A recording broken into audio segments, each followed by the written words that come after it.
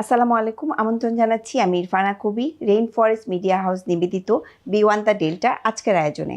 আপনারা জানেন যে আমাদের সমসাময়িক বিষয় নিয়ে আলোচনার এই অনুষ্ঠান। আজকের বিষয় রেমিটেন্স যোদ্ধা ও রেমিটেন্স প্রবাহ, বর্তমান পরিস্থিতি ও ভবিষ্যৎ চ্যালেঞ্জ। আজকে এই আলোচনার জন্য আমাদের সাথে আমাদের দুজন অতিথি আছে। আমরা অতিথির সাথে পরিচয় হয়ে নিই।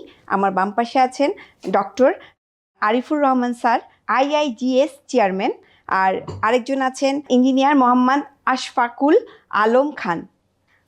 আসসালামু আলাইকুম, আপনাদের দুজনকে স্বাগত। ওয়ালাইকুম সালাম। ওয়ালাইকুম সালাম। ভালো আছেন আপনি? জি স্যার, ভালো আছি। স্যার, আমরা আসলে প্রথমে আপনার থেকে জানতে চাই যে আমরা যাদেরকে রেমিটেন্স যোদ্ধা বলে থাকি বা বিদেশে যায়, তারা যে আসলে কি রকম কাজে নিজেদেরকে নিয়োজিত রাখে বলে আপনি কি মনে করেন স্যার? আপনি একটু বলেন যদি এই বিষয়ে। এটা খুব সাধারণ প্রশ্ন, আবার খুব কঠিন প্রশ্ন। আপনি বলছেন রেমিটেন্স যোদ্ধা, সবাই এটা বলে। আসলে তো সব যোদ্ধা কেউই না, সবাই মানে হেরে যাওয়া যোদ্ধা। যুদ্ধ করার মতো যারা যারা রেমিটেন্স পাঠান, তাদের 90% লোককে আমরা যোদ্ধা আখ্যায়িত করতে পারি না। এটা একটা মিসনোমার, খামাখা আমরা তাকে যোদ্ধা বলি। তারা তো মার খেতে খেতে বিভিন্নভাবে যে কষ্ট করে, তারা যে অসীম পরিশ্রম করে এই রেমিটেন্স পাঠায়, এটা ওই দেশে যারা না থেকেছে তারা এটা বুঝতে পারবে না। আমি যেহেতু এই ব্যবসাটার প্রমোটার হিসেবে সৌদি আরবে আমি শুরু করি এই সাবজেক্টটা, এবং সৌদি আরবে যখন প্রথম বাঙালিরা যায়, যারা তাদেরকে নিয়ে যায়, তার মধ্যে আমি ডাক্তার হয়েও আমি সম্পৃক্ত হই এই ব্যবসাটার সঙ্গে। মানে actually I was A promoter, আমার কোনো লাইসেন্স ছিল না। স্যার, আপনার তো একটা বড় অবদান আছে। বাংলাদেশ থেকে অনেক শ্রমিক আপনি এক সময় 2004-এ সৌদি আরবে নতুন স্টার্টিংটাই আপনার হাত ধরে স্যার। না, 2004-এ না, 2004-এ আমি একটা রিকগনিশন পাই। আচ্ছা, ইউনাইটেড ইসে থেকে, ওটা ছিল কোন ডিপার্টমেন্ট, ইউএনডিপি থেকে। ইউএনডিপি থেকে আমি কাজ শুরু করছি 1977 থেকে, 77-এর শেষ থেকে। 77-এর শেষ থেকে আমি ডাক্তারি করতে গেছিলাম ওখানে। আচ্ছা, প্রথম লেবানন গেছিলাম, সেখান থেকে সৌদি আরবে যাই। ওখানকার ন্যাশনাল মেডিকেল কোরের সঙ্গে, ন্যাশনাল গার্ড মেডিকেল কোরের সঙ্গে জড়িত হই। সেখান থেকে আর্মড ফোর্সের সঙ্গে জড়িত হই। তো ওইটা করতে যেয়ে আমার কিছু ইনফ্লুয়েন্স হয়, ভালো ভালো বন্ধু বান্ধব হয়। ওদেরকে আমি তখন বাংলাদেশ থেকে লোক নিচ্ছিল না। আমাদের সঙ্গে একটা গন্ডগোল ছিল। আপনারা তখন ছোট ছিলেন বা জন্ম হয়নি আপনাদের। আমাদের সঙ্গে আমাদের যে তখন সরকার ছিল, তাদের সঙ্গে একটা রিফট ছিল। যেহেতু আমরা পাকিস্তান থেকে ভাগ হয়েছি, তো সৌদিরা পাকিস্তানিদের সঙ্গে খুব ক্লোজ ফিল করতো। ওদের মুসলিম কান্ট্রি। তো আমরা কেন ভাগ হইলাম, আমরা কি ইন্ডিয়ার সঙ্গে আমরা কি যুক্ত হয়ে গেলাম কিনা, এইসব কারণে সৌদিরা আমাদের খুব টাফ টাইম দিছে, এবং হাজিদের হজ করতে বন্ধ দিত না। তখন কিন্তু ম্যান পাওয়ারটা উনি চালু করতে পারেননি, এবং ম্যান পাওয়ার চালু হয়েছে আমরা যারা পাবলিক, আমরা প্রাইভেটলি আমরা শুরু করি। এবং এটা আমাদের আশফাক সাহেব যেখান থেকে আসছেন দুবাই, ওইটা আসলে আমার সৌদি আরবের আগে শুরু হয়। প্রাইভেট লেভেলে মানুষ যাওয়া শুরু করে প্রথম, গভর্নমেন্টের নজরটা পরে আসে, অনেক পরে আসছে। তো নিজের উদ্যোগেই মানুষ নিজের উদ্যোগে যাওয়া শুরু করছে। তো দুবাইতে যাওয়ার সময় দুবাইতে পাকিস্তানিরা, ইন্ডিয়ানরা, মেইনলি পাকিস্তানিরা, ওরা আমাদের বাঙালিদেরকে যারা যখন পৌঁছছে, ওদের সঙ্গে একটা প্রতারণার ব্যবসা করতো। ওদের কাছে টাকা নিতে বলতো অ্যাডভান্স দাও, অ্যাডভান্স নিয়ে ওই পয়সাটা, ভিসাগুলো দিত না। তো না দেওয়ার কারণে লোকেরা প্রতারিত হইতে এ নিয়ে তো একটা কালচারাল চেঞ্জ হয়ে গেল। এই দুবাইয়ের উপরে, দুবাইওয়ালাদের উপরে গান হইলো অনেক। তারপরে ওইখান থেকে এই দুবাইয়ের যে প্রতারণা, সাধারণ মানুষ যে প্রতারিত হইলো, সেইখান থেকেই কিন্তু এক সাংবাদিক দৈনিক বাংলার, উনি তখন এইটার নাম দিয়ে দিলেন আদম ব্যবসা। যে আদম সন্তানকে নিয়ে এরা ব্যবসা করে। এই যে একটা বিশ্রী নাম, একটা অশ্রাব্য নাম দিল, এটা কিন্তু ওই দুবাইয়ের ব্যবসা, দুবাইয়ের প্রতারণার কারণে হয়েছে। কিন্তু আমরা যখন সৌদি আরবে আমরা যখন গেলাম, যাওয়ার পরে দেখি যে এই করুণ অবস্থা, তখন আমরা দুবাই সম্বন্ধে জানি। তখন আমি এবং আরও আমার কিছু বন্ধু বান্ধব যারা ছিল, আমার পরে পরিচয় হয়েছে, ইঞ্জিনিয়ার কয়েকজন, তারপরে কিছু ব্যবসায়ী, আমরা এইটাকে ওপেন আপ করি। কিন্তু আমার সঙ্গে ওদের পার্থক্য ছিল, তারা ছিল ডেভোটেড চাকরিজীবী, আর আমি যেহেতু একটা পাওয়ারফুল পজিশনে ছিলাম, ওদের সঙ্গে টাচে ছিলাম, তো আমার জন্য সৌদি গভর্নমেন্টের পলিসি চেঞ্জ করা খুব ইজি ছিল। তো আমরা এইটা প্রমোট করছি। অ্যাজ এ প্রমোটার আমরা তখন এই সৌদি আরবের মার্কেটটা ওপেন করি। তো আপনার যে কোশ্চেন যে তারা কি কাজ করে, সেই থেকে আমরা বাঙালিরা, আমরা যে এই যে লেবারের কাজ শুরু করছি, আমরা লেবারে রয়ে গেছি। হাই পজিশনে এই ধরেন 400-500 ডাক্তার গেছে, 400-500 ইঞ্জিনিয়ার গেছে, আর পরবর্তী সময় এই লেবারদের মধ্যে থেকেই মানুষ ব্যবসায়ী হয়ে গেছে। প্রায় 55,000 ব্যবসা প্রতিষ্ঠানের মালিক বাঙালিরা। আর এখন কিন্তু এখন কিন্তু অনেক মিলিয়নিয়ার আছে বাঙালিরা। তো যদি এই জন্য আমি বলি যে 90% হচ্ছে হেরে যাওয়া সৈনিক এই যুদ্ধে, আর অ্যারাউন্ড 10% তারা খুব সুপার বিজনেসম্যান হয়ে গেছে। মক্কা মদিনার ম্যাক্সিমাম 2 স্টার 3 স্টার হোটেলের মালিক কিন্তু বাঙালিরা, এবং প্রচুর ব্যবসা প্রতিষ্ঠান ইন্ডাস্ট্রির মালিক বাঙালিরা। তো আমাদেরকে আপনি যে প্রশ্নটা করেছেন, খুব সুন্দর প্রশ্ন করেছেন, যে আমরা অ্যাকচুয়ালি যোদ্ধা। এইরকম দুর্বল সৈনিক অবস্থায় রেমিটেন্সে আমরা বাংলাদেশে এই উপরে নিয়ে আসছে, এই জন্য আমরা বলতে পারি যে হ্যাঁ, তারা বীর রেমিটেন্স যোদ্ধা। আমি একটু আশরাফ ভাইয়ের কাছে একটু জিজ্ঞেস করি, সেটা হচ্ছে যে সকল দেশ থেকে সবচেয়ে বেশি রেমিটেন্স আসে, সেই সমস্ত দেশে রেমিটেন্স যোদ্ধাদের সার্বিক জীবনযাপন কেমন, এটা আপনি কি মনে করেন? ধন্যবাদ। আমি সার্বিক জীবনযাত্রা নিয়ে আলোচনা করার আগে একটু পরিসংখ্যান দেখাতে চাই। আমাদের রেমিটেন্স কোন কোন দেশ থেকে কি মাত্রায় আসে আমরা যদি দেখি, প্রথমে হচ্ছে ইউএসএ, যেখান থেকে আমরা প্রায় 19% রেমিটেন্স পাই। এরপরে ইউএই, দুবাই থেকে আসে 14%, সৌদি থেকে আসে 12%, ইউকে থেকে আসে 9%। বাট মিডল ইস্ট থেকেই বেশি আসে। মিডল ইস্ট থেকে আমরা প্রায় 55 থেকে 60% রেমিটেন্স পাই। এখন ইউএসএ থেকে রেমিটেন্স বেশি আসার কারণ হচ্ছে সেখানে কিন্তু আমরা আনস্কিল লেবার পাঠাতে পারি না। ওখানে কিন্তু যাই স্টুডেন্টরা, তারা ইমিগ্রেশন ওখানে চেঞ্জ করে, ওখানে দেখা যায় আইটি কনসালটেন্ট হচ্ছে, তারা হয়তো রিয়েল এস্টেট এজেন্ট হচ্ছে, ওদের কিন্তু ইনকাম এবং বাসস্থান সব কিছুই ভালো।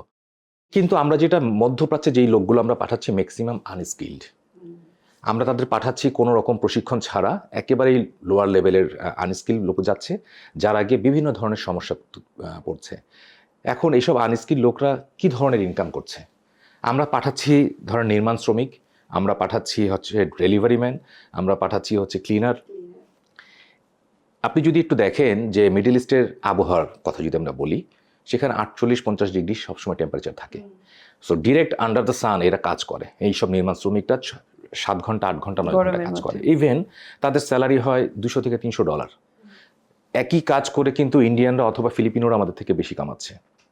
এখন এই $200 থেকে $300 যে তার মাসিক ইনকাম, সেখান থেকে সে কীভাবে বাসস্থানে অ্যাকোমোডেট করবে, কীভাবে সে তার বাসা পরিবারের জন্য টাকা পাঠাবে? তার মানে তখন তারা যেটা করছে, একসাথে 16-17 জন মিলে একটা রুমে খুব গাদাগাদি করে থাকছে। এইটা গেল একটা বাসস্থানের কথা। দ্বিতীয়ত, আমরা যেহেতু তাকে ট্রেন আপ করে পাঠাচ্ছি না, তার ভাষাগত একটা ব্যারিয়ার আছে। সে তো ইংলিশে বলতে পারছে না, সে ওখানকার লোকাল ভাষাও বলতে পারছে না। সো সে তার মনের ভাব কীভাবে প্রকাশ করবে, এটা প্রকাশ করতে করতে তার 2 বছর 3 বছর পর্যন্ত সময় লেগে যায়। তৃতীয়ত হচ্ছে তাদের মানসিক স্বাস্থ্য। আমরা কিন্তু অনেক কিছু নিয়ে আলোচনা করি, কিন্তু এইসব শ্রমিকদের মানসিক স্বাস্থ্য নিয়ে আলোচনা করি না। এরা পরিবার থেকে চলে গেছে এত দূরে, সেখানে গিয়ে একেবারে ভিন্ন সমাজ, ভিন্ন সংস্কৃতি, ভিন্ন খাবার দাবার, পরিবারের সাথে ওইভাবে যোগাযোগ হচ্ছে না। তার মানসিক হেলথটা কীরকম সেটা কি কখনো আমরা চিন্তা করেছি? করিনি। তো আপনি যে প্রশ্নটা করেছেন যে জীবনযাত্রা কেমন, আমি যদি এই 3টাকে সামারাইজ করি, আমার কাছে মনে হয় যে মিডল ইস্ট বা এইখানকার মানুষগুলো খুব একটা ভালো মাত্রায় নাই। এটা নিয়ে আমাদের অনেক কাজ করতে হবে। আমরা যদি একেবারে আনস্কিল লেবার না পাঠিয়ে যদি একটি স্কিল লেবার পাঠাই, তাহলে কিন্তু এই জায়গাতে অনেক উন্নতি করার সুযোগ আছে। আমরা জানি যে $23 বিলিয়ন থেকে $25 বিলিয়ন আমাদের বাৎসরিক রেমিটেন্স আসে এইসব রেমিটেন্স যোদ্ধাদের কাছ থেকে, যেটা আপনি বললেন। আমরা যদি স্কিল লেবার পাঠাতাম, এটা হয়তো ডাবল হতো, যেটা আমরা ইউএসএতে দেখছি। আমরা কিন্তু কোনো আনস্কিল লেবার পাঠাচ্ছি না, ওখানে গিয়ে যারা যাচ্ছে তারা নিজেদের স্কিলটা ডেভেলপ করছে এবং তারা কাজ করে অনেক ভালো রিটার্ন দিচ্ছে। এই জিনিসটা যদি আমরা করতে পারি, খুবই সংক্ষিপ্তভাবে কারিগরি শিক্ষাগুলোকে যদি আমরা এর সাথে অ্যাড করে দিই, একেবারে আনস্কিল লেবার না পাঠিয়ে, তাহলে এদের জীবনযাত্রা মান আমি আশা করি উন্নত হবে। ধন্যবাদ। আচ্ছা স্যার, একজন যদি শ্রমিক বা বাংলাদেশ থেকে একজন কেউ যদি বাইরে যেতে চায় কাজের জন্য, তাহলে এই প্রক্রিয়াটা কীরকম স্যার? যে কিভাবে যাবে, কোথা থেকে গিয়ে কাজ পাবে, এই যে পুরো বিষয়টা, এটা কিভাবে স্যার বুঝতে পারা যায়? এটা ধরেন আমি এটা যদি এটার বিবর্তনটা আপনি লক্ষ্য করেন, প্রথম তো মানুষ প্রাইভেটলি যেত, এখনও অনেকগুলো দেশে মানুষ নিজে নিজে চলে যায়। যেমন যারা এই যে লিবিয়ার সমুদ্র পাড়ি দেয়, মারা যায়, এরা তো নিজেরা যাচ্ছে এরা দালালের মাধ্যমে। মানে আমাদের সমস্যাটা হয়ে গেছে কি, দালালরা হচ্ছে এইটার বেসিক স্ট্রেংথ। যা এই দালালরা কেউ অফিসিয়াল কোনো অ্যাড্রেস নাই না, এই জন্য বিভিন্ন আমাদের সময় সব সরকারই ট্রাই করেছিল যে এই যারা মধ্যস্বত্বভোগী দালাল, গ্রামের রুট লেভেলের যারা দালাল, বোকা বানানো যায় যাদের। আমি একা একা আমি যেতে পারবো না, আমাকে কেউ পথ দেখিয়ে দিতে হবে। আমার একজন রাহাপাল লাগবে, একজন একজন পথ প্রদর্শক। তো পথ প্রদর্শক আমার পছন্দ হয়, আমার পাশের গ্রামের লোক বা আমার খালাদো ভাই চেনে ওকে, তার বন্ধু, তো আমার ওকে ট্রাস্ট করে যে আমি যদি এই টাকা পয়সা খরচ হবে যদি আমি ওকে দেই তাহলে আমার একটা গ্যারান্টি আছে। তো সবগুলি গভর্নমেন্ট ট্রাই করছে যে এই যে দালালদেরকে কোনো মতে স্টপ করা যায় কিনা। তো শেষ পর্যন্ত যেটা এই সরকার যেটা একটা অনেক কথাই শুনতেছে তারা, আমাদের যেহেতু সংস্কারপন্থী সরকার, সংস্কার করতে চাচ্ছেন, আমি তো যেহেতু এটার জন্মলগ্নে মানে সরকার জড়িত হওয়ার আগে আমি এটার সঙ্গে জড়িত হয়ে গেছি, ফাউন্ডার বলা যায়, হ্যাঁ ফাউন্ডার, যেহেতু ওয়ান অফ দ্য ফাউন্ডার। তো যেহেতু তখন সরকার আমাদের সঙ্গে ছিল না, মানে সরকারকে আমরাই টাইনে আনছি যে আপনারা কাজ করেন। ম্যান পাওয়ারের যে কালেকশনটা, তাদের যে মোটিভেটেড হওয়ার বা বিদেশ যাওয়ার যেটা সরকারের রোল ছিল, সেইটা সরকার কখনোই করে নাই। কোনো দেশ মোটিভেশনের কাজটা করে নাই, তোমাদের সংগ্রহ করার কাজটা করে নাই। বোসেল একটা অর্গানাইজেশন আছে, তাদের কাছে অ্যাডভার্টাইজমেন্ট দিলে কোরিয়া যাবে বলে, বিদেশে যাবে, এইসব জায়গায় লোক আসে, সেখানেও অনেক দুর্নীতি আছে, সেখানেও তাদের যে স্টাফরা তারা খুব ইনডাইরেক্ট দুর্নীতি করে, তারা এই কিছু সাবজেক্টকে কন্ট্রোলে নিয়ে তাদের মাধ্যমে ওই পয়সার খেলাটা আছেই কম বেশি। তো শুধু লাইসেন্সড রিক্রুটিং এজেন্টদেরকে আদম ব্যাপারে বসে গালি দিয়া যে ওরা বেশি পয়সা নিচ্ছে, ওরা রক্ত চোষা, তারা গরিবের রক্ত চুষতেছে, এইসব কথা বলা হচ্ছে, কিন্তু এটা সব লেভেলেই আছে। তো আপনি যে প্রসেসের কথাটা বলছেন, প্রসেসটা হচ্ছে আমাদের ওই মোটিভেশনটা আমরা তৈরি করতে পারি না এই সাধারণ মানুষের মধ্যে। প্রত্যেকটা মানুষ তার অর্থনৈতিক অবস্থা উন্নত করার জন্য বিদেশ যেতে চায়, কিন্তু তার ওয়েটা কি, তার গাইডেন্সটা কি, সেটা সে পায় না। সে একটা অশিক্ষিত লোকের কাছে শুনে ট্র্যাপড হয়ে যায়, সে তাদের চালে পড়ে সে যেখানে তার যাওয়া উচিত না সেখানে চলে যায়। জঙ্গল, পাহাড়, মরুভূমি পার দিয়ে তারা একটা দেশে যায় পৌঁছে, কেউ ইটালি যাওয়ার জন্য পাগল হয়ে যায়, ইটালি যাওয়ার জন্য সে কোথাতে ঘুরে ঘুরে যাচ্ছে, আমেরিকা যাবে, কিছু জানে না, আমেরিকা যাওয়ার জন্য কেউ গুয়াতেমালা আসে, কোন জায়গা থেকে ঘুরে ঘুরে তারা আমেরিকা যেয়ে পৌঁছতেছে। এখন তো যা প্রেসিডেন্ট ট্রাম্প তো সব বন্ধই করে দিচ্ছে। তো আমাদের আগের প্রেক্ষিতে আমরা দেখছি যে এইটা কেন, এটা শুধু এই আমাদের গ্রামের নিরীহ মানুষটা, অশিক্ষিত মানুষ, কিছু জানে না, সে একজন দালাল বা মধ্যস্বত্ব ভোগের মাধ্যমে সে তার জীবনটা নিয়ে সে চলে যাবে এবং তার সর্বস্ব বিক্রি করে তার সব জমি জমা বা বাপ মাকে স্বপ্ন দেখায় আমি গেলেই টাকা পাঠাবো। কিছু হয়েছে, যেমন শরীয়তপুরে প্রচুর কতগুলো গ্রামের নামই হয়ে গেছে ইটালি, কারণ ওখানে সবাই ইটালি চলে গেছে ওরা। তো ওখানে যেহেতু ওই দালাল সিস্টেমটা সাকসেসফুল হয়েছে, সব জায়গা তো হয় নাই। তো আপনার মেজরিটি অফ দ্য প্লেসে দালাল সিস্টেমটা হয় নাই। তো আমি যেটা পার্সোনালি আমার অভিজ্ঞতাতে আমি ফিল করছি যে এটাকে আপনি অ্যাভয়েড করতে পারবেন না দালালদেরকে। তো দালালদেরকে আপনার লাইসেন্স করে তাদেরকে আপনার সরকারি অবজারভেশনে আনতে হবে। আর এই যে সরকার যে লোক পাঠায়, তো সেটাতে একদম পিওর এটাকে দুর্নীতিমুক্ত করতে হবে। বোসেল যে একটা বিদেশি অর্ডার আসলে একসময় আমার যারা পার্টনার ছিলেন তারা কোরিয়াতে লোক পাঠাতেন, তারা মোটামুটি কম পয়সায় যেতেন এবং লোকগুলো সেটেল হয়ে গেছে, তারা খুব ভালো আছে সবাই। আমাদের সময় আমরা যে সৌদি আরবে যে লোকগুলি পাঠাইছি, প্রত্যেকে আমরা যখন মক্কা মদিনায় যাই, যখন আমাকে অনেকে জড়ায় ধরে যে আমার ছেলে এই, আমি বললাম আপনারা এত বছর আছেন, যাচ্ছেন না কেন এখনো? বলে না আরে যাবো না, আরিফ ভাই এটা তো আপনি আমাদেরকে যে করে দিচ্ছেন, আমরা এখন এই মদিনা শরীফের, কোরআন শরীফের লাইব্রেরির চার্জে আছি, ওরা বলে মক্কাতে আমরা এই চার্জে আছি, আমাদের পাঠানো পোলাপান। হ্যাঁ, তো এরা যে তারা যে এখন সব বুড়া, তাদের ছেলে মেয়ে কেউ ডক্টর হয়েছে, কেউ ইঞ্জিনিয়ার হয়েছে, তো এইগুলো যে তো তারা কিন্তু আসছে দালাল থেকেই। এখন এই যে টোটাল জিনিসটা, এই গুড রেজাল্ট যখন দেখি, আর এটার ব্যাড সাইডটা বেশি রয়ে গেছে। ব্যাড সাইডটা গভর্নমেন্ট টোটালি ফেল করছে এইটার সঙ্গে যে জনগণের যে ফ্যাক্টরগুলি জড়িত, সেই ফ্যাক্টরগুলোকে একটা সমীকরণে আনতে পারলে ম্যান পাওয়ার সেক্টরটা, ওই যে আশরাফ ভাই যেটা বললেন না, যে এডুকেশন, এই স্কিল ট্রেনিং, এই সবগুলোকে হারমোনাইজ করতে হবে। হারমোনাইজ হচ্ছে না কেন আমি একটু বলবো। হারমোনাইজ হচ্ছে না এই কারণে, আপনি যাদেরকে ম্যান পাওয়ার করার মানে মন্ত্রীর দায়িত্ব বা উপদেষ্টার দায়িত্ব দিচ্ছেন, তারা জীবনেও আদম ব্যবসা করে নাই, এই সম্বন্ধে তাদের কোনো ধারণাও নেই, কোনো তাদের অভিজ্ঞতা নেই। একটা অ্যাম্বাসিতে একটা মানুষ কি সাফার করে, একজন রিক্রুটিং এজেন্ট আপনি 3000 লাইসেন্স দিয়ে রাখছেন, তাদের যে কি জ্বালাতন আপনারা করতেছেন, শুধু ওই পাবলিকের হ্যাসেল না, তো আপনি এজেন্টদেরকে যে কষ্ট দিচ্ছে, এজেন্টরা যারা আপনি গভর্নমেন্টকে ভিসা কেনে না, কেনে লোকেরা রিক্রুটিং এজেন্টরা, তাদের পয়সা খরচ করে ভিসা না ভিসা দেয় না, কোনো দেশে ভিসা দেয় না। মালয়েশিয়া দেখেন সিন্ডিকেট, কত টাকা দিতে হয় একজনকে, সব পত্রপত্রিকা পড়ছেন না কিরকম টাকা দিতে হয়, সব জায়গায় পয়সা দিতে হয়। তারপরে বাংলাদেশ সবচেয়ে দুঃখজনক কি, আমরা পৃথিবীর কাছে একটা ভিসা কেনা জাতি হিসাবে নিজেদেরকে পরিচিত করছি। আমাদের দেশের ভিসা হইলেই ইটালি হোক, আমেরিকা হোক, যে কোনো জায়গায় হোক পয়সা দিতে হবে। কালকে আমাকে একজনে বলছে, আরে ভাই আপনার কাছে লোক আছে? আমি বললাম কিসের লোক? বলে জাপান লোক পাঠাবো। আমি কি টাকা লাগবে? বলে হ্যাঁ 19 লাখ করে দিবেন। তা আমি 19 লাখ করে দিয়ে সে কি চাকরি পাবে? বলছে না, তাকে আমি ইয়ে করে দেবো, তাকে আমি 3 মাসের মধ্যে তাকে ফ্রি করে দেবো, সে তখন ওখানে অ্যাসাইলাম নিবে, অ্যাসাইলাম নিয়ে তারপরে আমি বললাম না, এই লোক তো আমি সাপ্লাই করবো না। আচ্ছা আমি তো করলাম না, কেউ না কিন্তু কেউ তো করবে। কেন কেউ তো করবে। একটা সাধারণ মানুষ প্রতারিত হবে, কষ্টের মধ্যে পড়বে। এই জন্যে আপনার প্রশ্নটার জবাবটা হচ্ছে যে আমরা বেসিক স্ট্রাকচার, বেসিক সমীকরণটা আমরা মিলিয়ে পারি নাই। এটা সরল অঙ্ক নাই, এটা একটা জটিল কমপ্লেক্স অঙ্ক হয়ে রয়েছে, যার জন্য জাতি প্রতারিত হচ্ছে। এখানে একজন প্ল্যানার দরকার, যিনি টোটাল জিনিসটা দেখতেছেন যে এইখানে এলু ফল আছে। একজন রাষ্ট্রপতি যদি পুরো দেশটাকে দেখেন, রাষ্ট্র যেন সুন্দর হয়, একজন প্রধানমন্ত্রী যেন সব দিক দেখলে সুন্দর করতে পারে, জি আমাদের ম্যান পাওয়ারে এরকম মানুষ দরকার। সেই রকম মানুষ আমরা খুব দুঃখজনকভাবে আমরা একটা মানুষও পাইনি। আমরা যাকেই বসেছি সেই পয়সা খায়, সেই বিক্রি হয়ে যায়। এবং মালয়েশিয়ার সেক্টরও তাই হচ্ছে দেখতেছি এখন। সব বোঝার আগে এই সেক্টরের সবচেয়ে বড় হলো আপনার অন্তর, যে আপনি দেশকে ভালোবাসবেন, সাধারণ মানুষের কষ্টের কথা চিন্তা করবেন, আপনি দেশকে, ওনাকে আপনি চাইবেন যে সে সচ্ছল হয়ে যাক। একটা বিদেশে চাকরির জন্য সে 20 লক্ষ টাকা, 26 লক্ষ টাকা খরচ করবে ইউরোপ যাওয়ার জন্য, সৌদি আরবে যাওয়ার জন্য 6 লক্ষ টাকা খরচ করবে। এটা একটা কথা হলো? এটা আপনার মন মানে 5 টাকার খরচ 100 টাকা করে করতে, এটা কোনো কথা হলো? আমরা যখন এটা বলি, আমরা অনেক আমার নিজের অভিজ্ঞতা, সরকারি লিভে বলছি, ভাই আপনি এটা কি বলেন? কনস্টেবলের চাকরি হলে সকালে 1 টাকা 8 লাখ টাকা ঘুষ দিতে হয়। এই গত 16 বছর ধরে এটা শুনছি। তো আপনাদের আদমে এরকম করে গেলে সমস্যাটা কি? এই হচ্ছে আমাদের মনোবৃত্তি।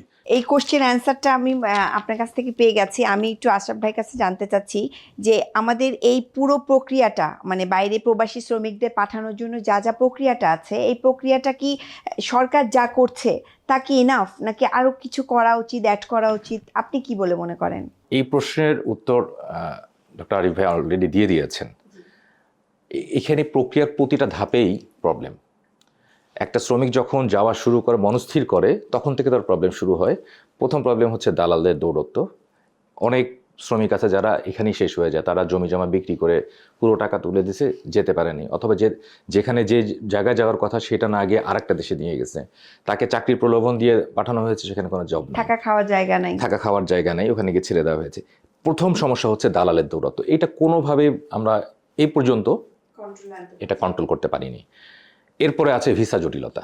আমরা চাইলে কিন্তু ভিসা পাই না, এবং দিনে দিনে যত দিন যাচ্ছে বাংলাদেশের জন্য মনে হচ্ছে ভিসা আরও কঠিন হয়ে যাচ্ছে।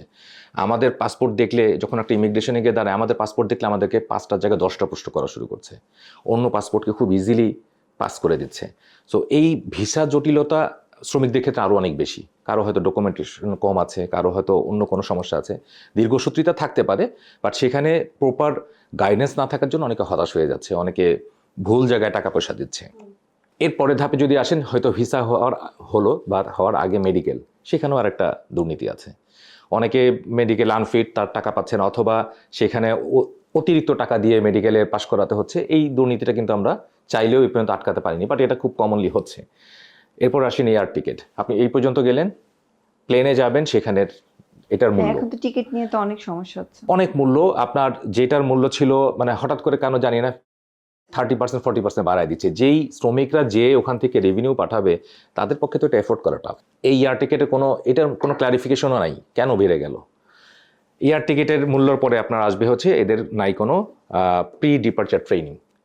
যাওয়ার আগে কার সাথে কীভাবে কথা বলতে হবে, এয়ারপোর্ট কীভাবে হ্যান্ডেল করতে হবে, এটা তো গ্রাম থেকে উঠে আসছে। এটা তো জানে না যে এয়ারপোর্টের সিস্টেমটা কী, এদের এই যে শ্রমিক হিসাবে যাচ্ছে তার অধিকার কী, এটা কিছুই সে জানে না। তাকে যা বলা হয় এয়ারপোর্টে গিয়ে সে সেভাবে করে, এইখান থেকে সেই ডেস্কে, সেই ডেস্ক থেকে সেই ডেস্কে। বাট আমরা চেষ্টা করলেই কিন্তু তাকে পারতাম একটা প্রি ডিপার্চার ট্রেনিং করে দিতে, আমরা করতে পারিনি। এখানে আমাদের অনেক ঘাটতি রয়েছে। এবং সবশেষে যেটা বলবো, ইমিগ্রেশনে একটা যদি তার সহযোগী বা হেল্পিং হ্যান্ড থাকতো, বা পাশে কেউ বলে দেওয়ার, ওখানে যখন ইমিগ্রেশন পুলিশটা তাকে প্রশ্ন করে, আমি দেখেছি অনেকে কেঁদে দিতে, প্রশ্নের উত্তর দিতে পারছে না, কেঁদে দিচ্ছে, বলতেছে আমার সব আছে কিন্তু আমি জানি না কোনটা কি। এই যে সহযোগিতাগুলো কিন্তু তাদের অনেক হেল্প করতো। তো আমার কাছে হচ্ছে যাওয়ার আগ পর্যন্ত, এটা আমি বললাম হচ্ছে এখানকার অবস্থা। এরপরে যখন আবার সে বাংলাদেশ থেকে যে ওই দেশে নামবে, তখন কিন্তু ডিফিকাল্টিসগুলো আরও অনেক বেশি। সে গিয়ে ওখানে ভাষা জানে না, সে গিয়ে ওখানে জানে না কে তাকে রিসিভ করবে, সে জানে না তার কোম্পানি কোথায়, কোথায় সে গিয়ে কি জব থাকবে। করবে। হ্যাঁ, এইগুলো যদি আমরা প্ল্যান করে এইগুলো নিয়ে কাজ না করি, এই সমস্যা সব সময় থাকবে। হয়তো গোল টেবিলে এগুলো ডিসকাশন হবে, কিন্তু এটা কোনো সমাধান হবে না। স্যার আমি যদি আপনার কাছে একটু আবার আসি, সেটা হচ্ছে যে স্যার আপনি তো জানেন, আপনি তো অনেক শ্রমিক বাংলাদেশ থেকে অলরেডি পাঠিয়েছেন, আগেও দেখেছেন যে বাংলাদেশ থেকে যে শ্রমিকগুলা বিভিন্ন দেশে যায়, তখন যে ওখানকার যে দূতাবাসটা আছে ওনাদের কিরকম সাপোর্ট থাকে আমাদের এই শ্রমিকদের জন্য? সব দূতাবাসী ট্রাই করে হেল্প করার জন্য, এটা কিন্তু ঠিক। আমি যে কয়টা দেশে আমি দেখছি, মালয়েশিয়া, সৌদি আরব, তারপরে দুবাই, এমবাসি খুব চেষ্টা করে, এমবাসির স্টাফ থাকে, কেউ মারা গেলে খুব করে, এটা কোনো সন্দেহ নেই। তারা যেটা ঝামেলা করে সেটা হলো যে এই যখন অর্ডার যায় ওইটা অ্যাটেস্টেশন, এই যে গভর্নমেন্টের বাংলাদেশ গভর্নমেন্টের এই প্রথম থেকে এই পর্যন্ত একটা ফ্রেন্ডলি গভর্নমেন্ট নাই যে রিক্রুটিং এজেন্টরা যে একটা দেশের সেবা করতেছে এই সেন্সে তাদের দিকে তাকায়। তারা মনে করে এরা হলো পয়সা কামাই করতে চায়, এইটা করতে যে তারা করতেছে। হ্যাঁ, এই দৃষ্টিভঙ্গিতে প্রত্যেকটা আপনারা 10টা ভিসা আনেন না দেখি জোগাড় করে। আমি বাংলাদেশ গভর্নমেন্টকে চ্যালেঞ্জ করলাম যে আপনারা 10টা ভিসা আয়না দেখান সৌদি আরব থেকে, দুবাই থেকে 20টা ভিসা আয়না দেখান, কাতার থেকে 40টা ভিসা আয়না দেখান, আনে দেখান তো গভর্নমেন্ট পারছে কোনো দিন? গভর্নমেন্টের কাছে যখন ওই দেশের সরকার বা ওই দেশের কোনো অর্গানাইজেশন বলে যে না আমরা গভর্নমেন্টের কাছে নেব, ঘরে বসে অফিসে বসে থাকছে শর্টকট টাইপ ওরা পিছনে তোয়ালে লাগাইয়া তাদের কাছে অর্ডারটা আসে, তারা তখন লোক সিলেক্ট করে তাদের বইতে। কিন্তু আমি বলবো সরকার, বাংলাদেশ সরকার প্রথম থেকে শুরু করে গত 50 বছর ধরে এই রিক্রুটিং সেক্টরটাকে শুধু তারা অবস্টাকল দিয়ে যাচ্ছে, একটার পর একটা বাধা। এইটা করবেন এই আইন, এইটা করেন সেই আইন, আর খামাখা ট্রেনিং দিচ্ছে। একটা ট্রেনিং কোনো জিরো ট্রেনিং, 15 দিন ট্রেনিং দিয়েছে, কারণ এটাতে বিএমএটির অফিসারদের পয়সা খায়। শুধু পয়সা নেওয়ার জন্য ওনাকে কত রিকোয়েস্ট করছি আমরা, এটা বন্ধ করেন, ট্রেনিং কোনো দরকার নেই, খামাখা 15 দিন নষ্ট করতেছে। Police verification thanks to this government এটা তারা বন্ধ করছে, এটা বন্ধ করছে। এটা যত আইন করতেছেন শুধু যারা এটার সঙ্গে জড়িত তাদের পয়সা নেওয়ার ব্যবস্থা করতেছেন, পয়সা দিয়ে আমরা সব ক্লিয়ার করতেছি। এই আসলে যে বলেন মেডিকেলটা এখন তুঙ্গে উঠছে, 204টা মেডিকেল সেন্টার লাগে, আমাদের কোনো দরকার নেই। এটা আবার যারা ওই যে গামকা চালায়, যারা যে বিদেশিরা ওই দুবাই কাতারে যারা আছে, ওরা আবার এক একটা দিতে 1.5 মিলিয়ন 2 মিলিয়ন রিয়াল তাদেরকে দিলে তারা আপনাকে পাস করে দেয়। এটা একটা বানাইতে আপনার খরচ হয় 5 কোটি টাকা। এইটা বানাইলেন, তারপরে এখন শুরু হয়েছে কি বরিশাল, নোয়াখালী, কোথায় কোথায় সেই সেন্টার দিছে। ওরা পুরোপুরি একটা চিটিং করতেছে। হ্যাঁ, কইরা তারা করতেছে কি, যাদের যে কোটা, সে কোটাটাকে তারা টাইনে নিয়ে যাচ্ছে আরেক দিকে। আমি বলবো যে আমাদের জনশক্তি রপ্তানির সবচেয়ে বড় অন্তরায় হয়েছে স্বাধীনতার পর থেকে যতগুলি সরকার আসছে তারা এবং আমলারা, তারা আমাদের এই রিক্রুটমেন্টকে নষ্ট করতেছে। আমি বিদেশ যাবো, আপনার কি? আপনি আমাকে হেল্প করবেন, আপনি আমাকে আটকাচ্ছেন কেন? আপনি কঠিন করতেছেন কেন? আমার রাইট আছে টু গো এভরিওয়্যার। আপনি আমেরিকা, কানাডা, যে কোনো দেশে যান, আপনার পাসপোর্ট থাকা মানে আপনার কেউ জিজ্ঞেস করতে হবে না, ইউ গো, আপনি চলে যাবেন। এই সৌদি আরবে দেখছি এক্সিট এন্ট্রি লাগাইতে হয়, আর কোন কোন দেশে আছে আমি জানি না। আর এই বাংলাদেশে এক্সিট এন্ট্রি রুল নাই, কিন্তু আপনারা যতভাবে পারবে আপনাকে আটকাবে। আরে ভাই, আমি বিদেশে যাচ্ছি, আমার পয়সা দিয়ে যাচ্ছি, আমাকে সহজ করে দেন, আমাকে কোঅপারেট করেন। তো এমবাসি, আমি এমবাসির বদনাম করবো না, এমবাসি কিন্তু করে। এমবাসির কিছু সৌদি আরবে আমার অভিজ্ঞতা আছে যে এমবাসি যারা পেপার অ্যাটাস্টেশন করে তাদেরকে আমরা ঘুষ দিতাম, না দিলে তারা দিত না। এই কারো নাম ধরেন আরিফ, আমার মতোই নাম ধরেন, আমরা বলতাম ঘুষ আরিফ, কারণ আরিফ এত ঘুষ খেত, তার নাম ইয়ে গেছে, কই যাও ভাই, ঘুষ আরিফে গেছে, কাগজ নিয়ে যাচ্ছি, পয়সা দিলে হয়ে যাবে। তো এইসব ইতরামি আমাদের তো বাঙালির মানে মজ্জাগত। আমাদের যদি মানে প্রধানমন্ত্রী থেকে শুরু করে একদম পিয়ন পর্যন্ত ঘুষ খাইতে পারে, পিয়ন 400 কোটি টাকার মালিক হইতে পারে, এদেশের মানুষের আপনি কি বলবেন? আমাদের মাইন্ডসেট, আমাদের দর্শন, আমাদের কালচার, এটা আমরা যদি চেঞ্জ না করি, এগুলো বলে এই টক শোতে আমরা কথা বলবো, এগুলো কথাই থাকবে, কিচ্ছু হবে না। স্যার, আপনার যদি কোনো সাজেশন থাকে আমাদের এই টক শোর মাধ্যমে বলার বা দেওয়ার? আমাদের দেশকে ভালোবাসতে হবে, দেশকে আর মানুষকে ভালোবাসতে হবে, তাহলে সব সলিউশন হয়ে যাবে। আমার যদি পকেটকে ভালোবাসি, কিচ্ছু হবে না। পার্সোনালি ভালোবাসি, পকেট শুধু সবাই মাল কামাই করতে চায়, এই কনসেপ্টটা আপনি টাকা নিয়ে কবরে যাবেন। এই যারা জেলের মধ্যে আছে, কে পারছে? সবাই তো বিলিয়নিয়ার, মাল্টি বিলিয়নিয়ার ছিল, কেউ পারছে? পলাতে দেশের বিদেশে পলাই রয়েছে, কি লাভ হলো? আল্লাহ তো দেখাই দিল, 16-17 বছরে আপনারা যারা তার আগে যারা ছিল তারাও গেছে, তার আগে যিনি ছিলেন তারাও গেছে, কেউ তো, সবাই তো ক্ষমতার দম্বে কত বড় টাকার লোভে কত বলছে। টাকা নিয়ে কয় টাকা খাবেন আপনি? এখন যদি শুধু ডাল দিয়ে ভাত খাওয়াই দিয়ে আপনাকে, আপনি বলবেন যে আমার আর কিছু খাওয়ার দরকার নেই। কোথায় ঘুমাবেন? সারাদিন হাতে যাক বেশি লাগে ঘুমাইতে কারো? তো মানুষ ক্রেজি। আমার লোভকে আমি সম্বরণ করি, আমি মানুষকে ভালোবাসি, অন্যকে ভালোবাসি, অন্যের জন্য আমি নিজের জন্য যেটা চাই সেটা আমি অন্যের জন্য চাই, তাহলে আর আমাদের এইসব থিওরি ফর্মুলা দিয়ে কোনো লাভ নেই। দেশপ্রেম। আশরাফ ভাই যদি কিছু বলেন। জি, আমার কিছু পয়েন্ট আছে। এই ক্ষেত্রে সরকার এই ভূমিকাগুলো নিলে আমার মনে হয় ভালো হবে। একটা হচ্ছে শ্রমিক যাওয়ার আগে কিছু করা, বিদেশকালীন থাকা অবস্থায় এবং দেশে ফেরার পরে তার জন্য কিছু করা। যাওয়ার পূর্বে যেগুলো হচ্ছে আমি আগেও বলেছি, স্কিল অথবা সেমি স্কিল আমরা করে যদি লেবারগুলো পাঠাতে পারি, সেটা আমাদের জন্য, আমাদের ইকোনমির জন্য ভালো, এবং যে শ্রমিককে আমরা পাঠাচ্ছি তার ফিউচারের জন্য ভালো হবে। দালাল প্রক্রিয়াকে যতটুকু পারা যায় এটাকে দমানো, মিনিমাইজ করা, কারণ এটা একটা বিশাল সমস্যা। এরপরে প্রযুক্তির মাধ্যমে যদি আপনি ভিসাগুলো যাচাই করেন, কারণ প্রচুর ফেক ভিসা নিয়ে মানুষ ঘুরে বেড়াচ্ছে এবং এটার জন্য হেনস্থা হচ্ছে, অ্যারেস্ট হচ্ছে। তারপরে বিদেশে যাওয়ার খরচ নিয়ন্ত্রণ, এগুলো হচ্ছে বিদেশ যাওয়ার আগে যদি করতে পারেন তাহলে এই শ্রমিকগুলোর সময়, টাকা এবং এই যে হয়রানি, এই তিনটা সেভ হবে। বিদেশে যখন সে পৌঁছে গেল তখন দূতাবাসের দায়িত্ব আছে। দূতাবাস যদি 24 আওয়ার্স ওখানে একটা আইনজীবী নিয়োগ দেয়, কারণ অনেক শ্রমিকের বিভিন্ন ধরনের প্রবলেম হয়, বিভিন্ন ধরনের আইনি সহায়তা দরকার হয়, এগুলো যদি ফ্রি দূতাবাস থেকে পাওয়া যায় তাহলে তার জন্য লাইফ অনেক ইজি হয়। কোনো জায়গায় হয়তো রিক্রুট যেখানে কাজ করছে তারা হয়তো তার স্যালারিটা দিচ্ছে না, বা কোনো একটা কারণে ভুলবশত তার উপরে কোনো একটা ফাইন ইম্পোজ করছে, এগুলো যদি আমরা ওই আইনজীবীর মাধ্যমে সহজ করতে পারি তার লাইফটা সহজ হবে। এবং আরেকটা জিনিস যেটা আমি বলছি, যে এটা যদি মানসিক স্বাস্থ্য পরীক্ষা করা ওই বিদেশ থেকে থাকা অবস্থায়, কারণ এটা খুব ইম্পর্টেন্ট, এবং অনেকেই হতাশায় ভোগে, কারণ সে তার ফ্যামিলি রেখে চলে গেছে এবং যখন আসে 5-7 বছর পরে এই ফ্যামিলিকে সে অনেকেই চিনে না, তার বাচ্চাটা ছোট ছিল, তার বাবাকে সে চিনছে না। এটা কিন্তু একটা বিশাল স্যাক্রিফাইস। আমরা এটা নিয়ে এখনো কথা বলি না, আমরা হয়তো মেন্টাল হেলথ নিয়ে না বলি, ফিজিক্যাল হেলথ নিয়ে কথা বলি। এটা আমার মনে হয় এখন আসা উচিত। এবং দেশে ফেরার পরে তার পুনর্বাসনের ব্যবস্থা করা। সে তো ওখানে কাজ করেছে, দেশে ফেরার পরে তার কি ব্যবস্থা হবে, তার রেমিটেন্সটাকে কিভাবে সে কাজে লাগাবে। আমরা দেখি কি, এসে একটা বাড়ি করে ফেললো, তারপর তার হাতে টাকা নেয়, আবার সে খুঁজে বেড়াচ্ছে কিভাবে কাজ করা যায়। এটার একটা প্রপার গাইডেন্স এবং প্রপার একটা প্ল্যানিং করা, সে আসার পরে যাতে রেস্ট অফ দ্য লাইফ সে ভালো মতো একটা সচ্ছল এবং সম্মানজনক জীবন যাপন করতে পারে, সেটার একটা বন্দোবস্ত করে দেওয়া। অনেক ধন্যবাদ আপনাদের দুজনকে, অনেক সুন্দর সুন্দর কথা আমরা শুনলাম আজকে। আর আজকে দর্শকদের জন্য বলছি এ পর্যন্তই, আবার পরবর্তী অনুষ্ঠান দেখার আমন্ত্রণ জানিয়ে আজকে বিদায় নিচ্ছি।